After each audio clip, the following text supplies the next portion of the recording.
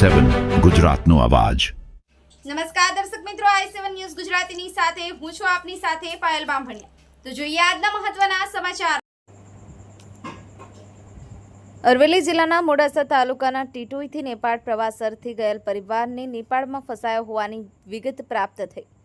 મોડાસા તાલુકાના ટીટોઈ જિલ્લા પંચાયત સીટના ડેલિગેટ તથા બાળ વિકાસ સમિતિના ચેરમેન વીણાબેન આર ખરાડી પરિવાર સાથે નેપાળ પ્રવાસે ગયા હતા।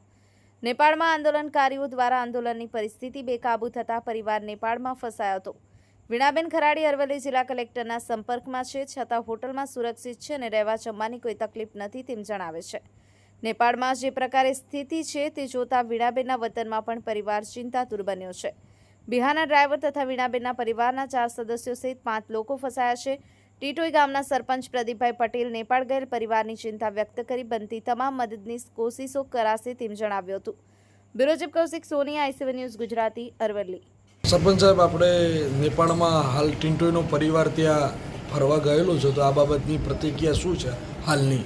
હા, આ અંગે માહિતી આપતા હું તમને જણાવું કે ટીટોઈ જિલ્લા પંચાયત સદસ્ય વીણાબેન ખરાડીનું ફેમિલી નેપાળ મુકામે ગયેલું, ત્યાં આ પરિસ્થિતિ સર્જાતા હાલ તેઓના અમે ટેલિફોનિક કોન્ટેક્ટ કરતા હાલ હોટલમાં રોકાયા છે અને સેફ જગ્યાએ છે તેવી વાત થઈ છે।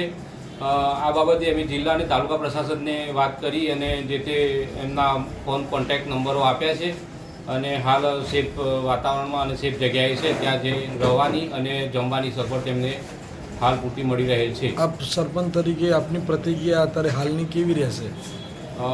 હાલ તો શક્ય તેટલી મદદ અહીંયાથી તેમજ તાલુકા કક્ષાએથી ડીડીઓ સાહેબે જે તે અમારાથી થતી પ્રયત્ન કરી તેઓને સંપર્ક કરી અને મોબાઈલ નંબર દ્વારા તેઓની વધુ વિગતો અમે જાણી રહ્યા છીએ।